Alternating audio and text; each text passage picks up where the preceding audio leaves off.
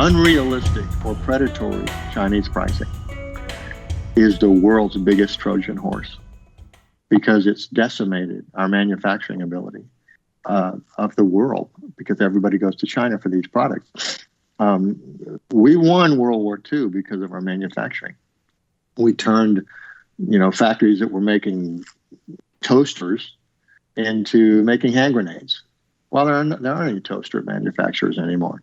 All of our manufacturing is now in China.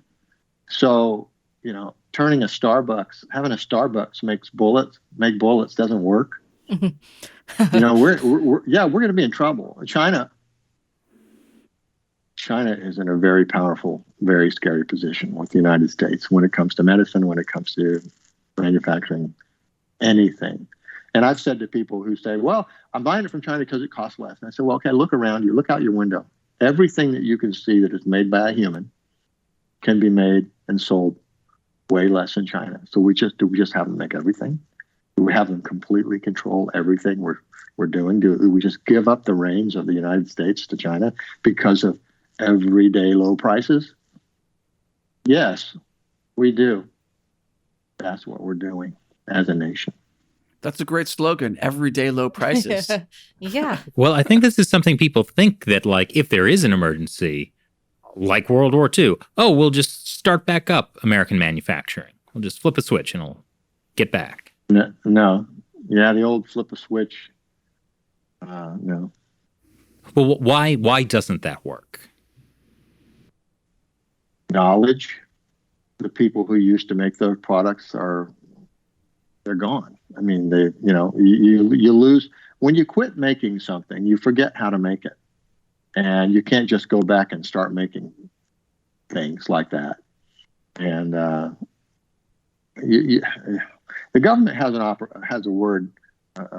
Have you heard of the term warm, WARM, warm base?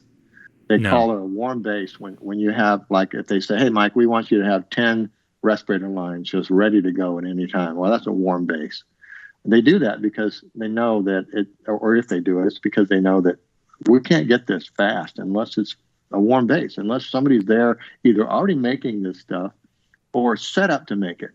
Starting from ground zero and trying to make things, you can't just start up and make jets or guns or whatever. You have to have those things that are close, at least people who work with metal and things. And all those people are still leaving.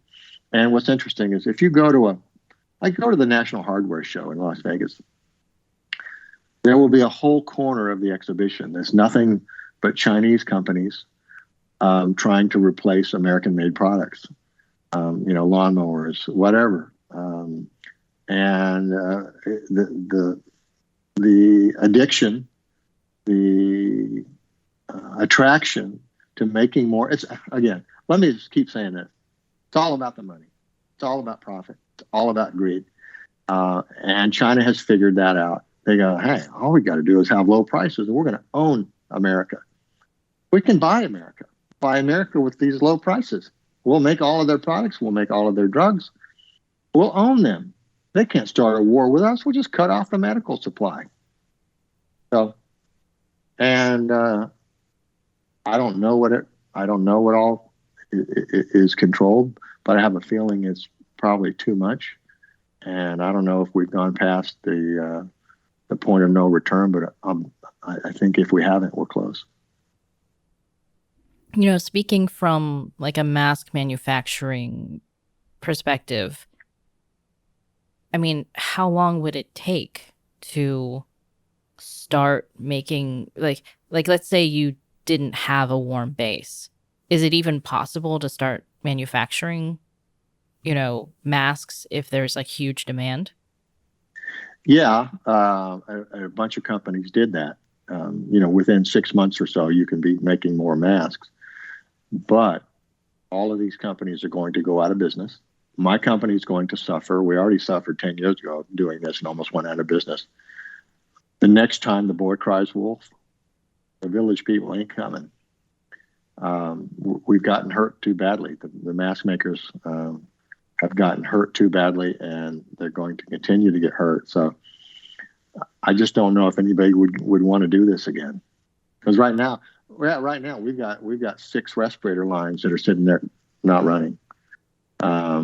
We have 150 less people than we did 6 months ago, and sales are going down.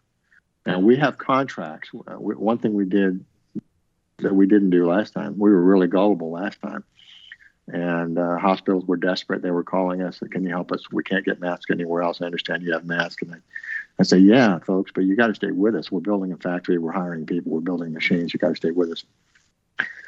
Gullible, naive Texans, and they said we will, and they didn't, and we almost went out of business. This time we were a little bit smarter and said you got to sign a 2-year contract. But then what happens when that contract gets over?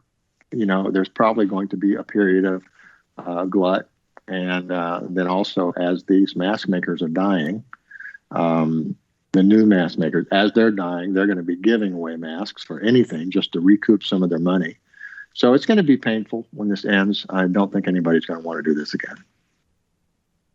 Gear up again without assurances. Also, if you go back and look at my testimony from last May, I got in an argument with Buddy Carter, a congressman from Georgia, who kept saying, just gear up, be an American, be a patriot. And I'm going, I did that before. I saw that movie. It doesn't end well.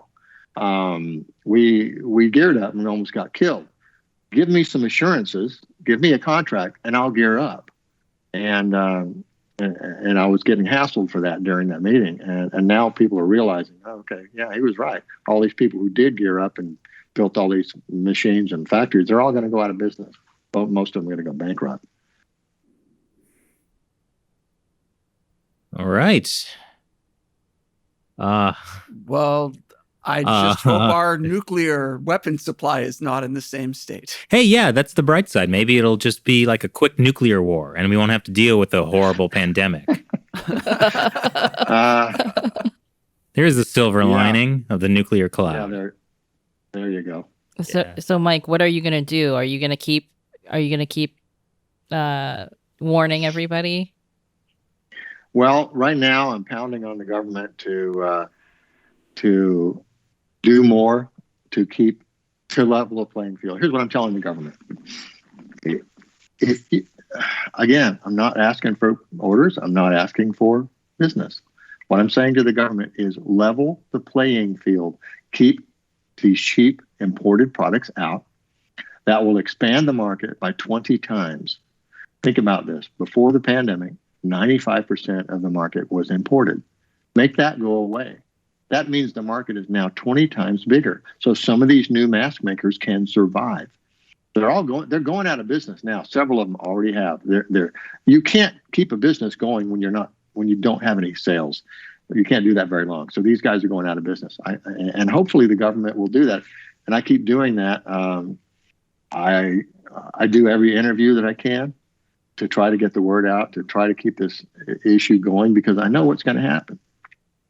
Let's just say it ended today and nobody needs masks and the pandemic's over. It's old news. Now we're talking about some other news. Nobody's talking about fixing the mask supply. So while people are still worried about it, I'm going to keep on squawking. We need to completely decouple with China. That solves everything. Most things. The government will still be stupid. One thing I found is that words are cheap. It's easy to call a healthcare worker a hero. That doesn't cost anything. It's easy to say, "Oh yeah, I support American products." Yeah, absolutely. People ought to buy American. And then they go to the Home Depot, and the U.S. made drill is $59. And the Chinese made drill is $29. And there, with nobody looking, they buy the Chinese drill. And that's the way it goes. It's the lure of low prices. Sam Walton figured that out 40 years ago. The Chinese figured that out. All we got to do, hey, folks, I can picture them in a meeting 20 years ago. Hey, all we've got to do is offer stupid low prices. They're going to become totally dependent on us. Sure, it'll cost us $1 trillion to do it, but we're going to be in control. Control the world. And that seems to be what's happening. It's not, people aren't going to China because they have the best products. Most of their products aren't that good. They're going to save money. And it's Americans trying to save money may be the death of us.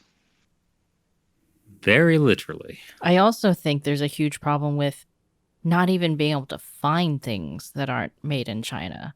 I was looking for a tea kettle. I could not find a tea kettle that was not made in made the USA? in. Yeah, made in the you USA. said made in China. You meant made in the USA. Yeah, about 5 years ago, when I was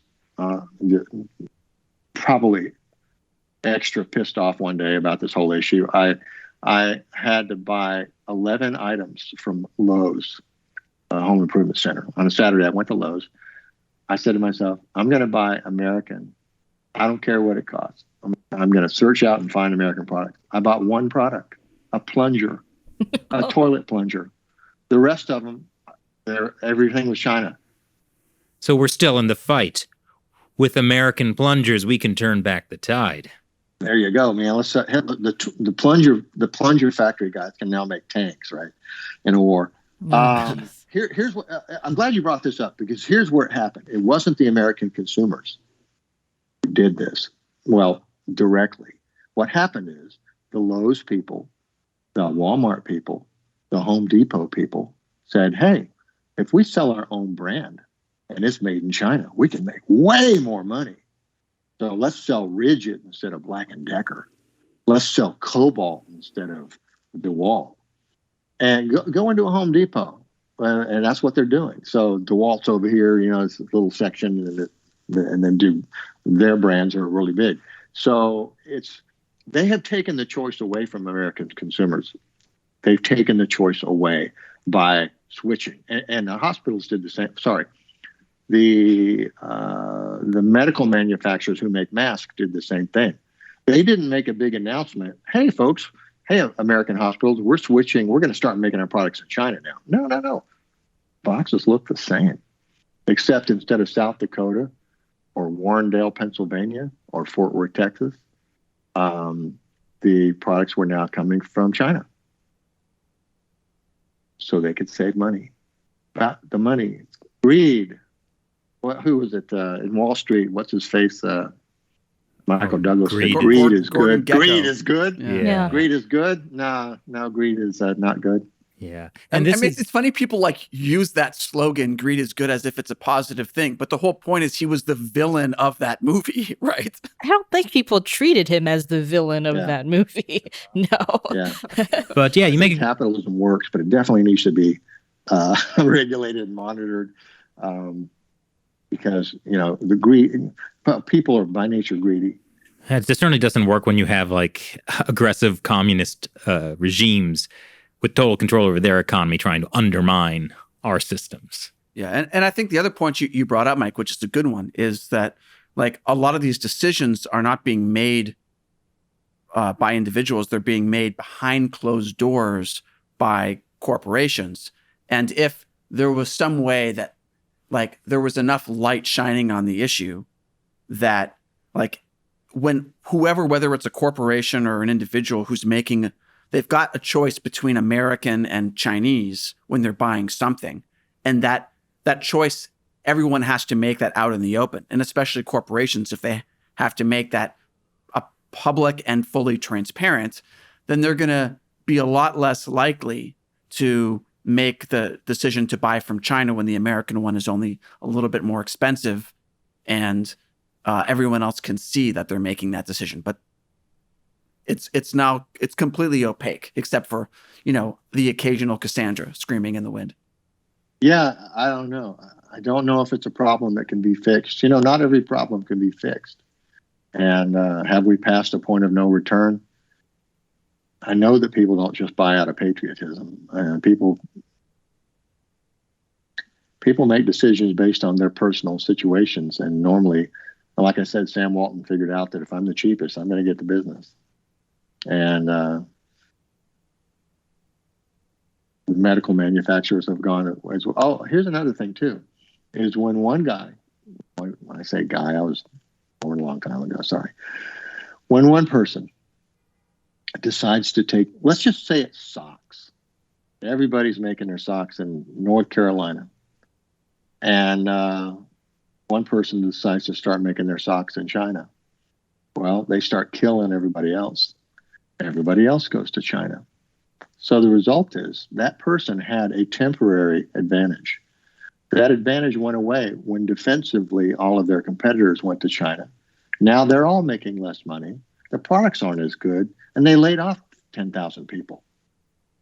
Yeah. And then when we enter a sock war with China, we're completely screwed. None of us have any socks, so we have to wrap our feet in cloth like Russian soldiers, you know? I mean, you joke, but textiles are important. Yeah. Yeah. Oh, yeah. Another thing, too, you think about this. My products, masks, are highly automated. They're not made by hand. They're highly automated. So hospitals weren't satisfied that masks were cheap enough by being automated and that we didn't have people hand making them. They wanted to further save money by going to China, where people make $1 an hour instead of $12 an hour here, and save that extra money from the people running the machines and taking the products off the end of the line.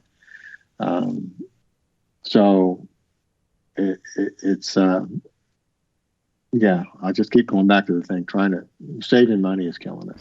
And it's at a certain point, the prices from China are going to go up. Right. Yeah. And think about this. The people who used to go down to the Amana refrigerator factory and make a pretty good living, that factory doesn't exist anymore. And Starbucks doesn't pay that well.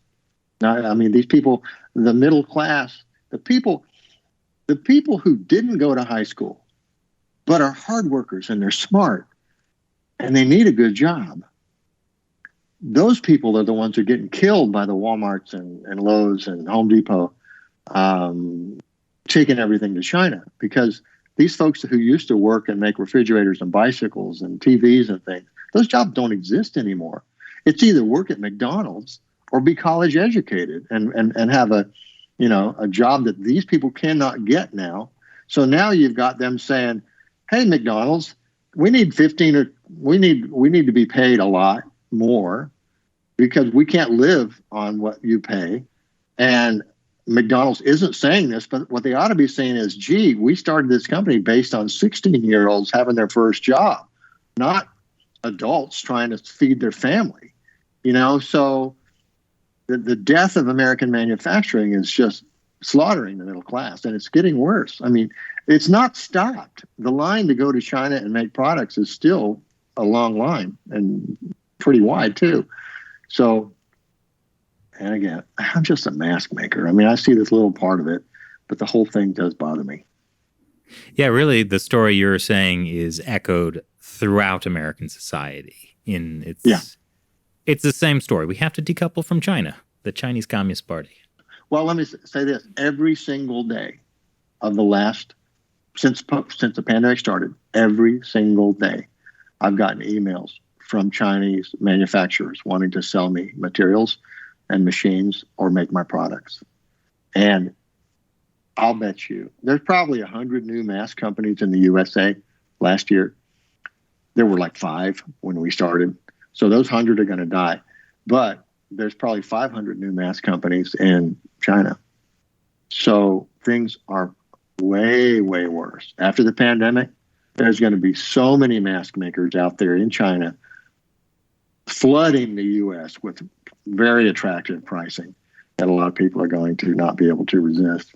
And what I keep telling these people is, listen, just pretend it doesn't exist. I mean, it's like it's not real. They're not making money, and you're hurting our country, but they can't do that. It's the allure of low prices is, again, it's like a crack cocaine habit. So not only did we not learn our lesson from the coronavirus pandemic, things are actually going to be worse, is what you're saying. It could be worse. This all relies on the government. Right now, if the government doesn't level the playing field, we're screwed. Decouple from China. All right. Mike, that was awful. Thank you. Thank you for joining. Well, I'm one of those people that if you ask me a straight question, I'm going to give you a straight answer. Sorry about that. No, I mean, this is what we want to hear. We need to know. I imagine we're all equally fun at parties. Yeah, that's true.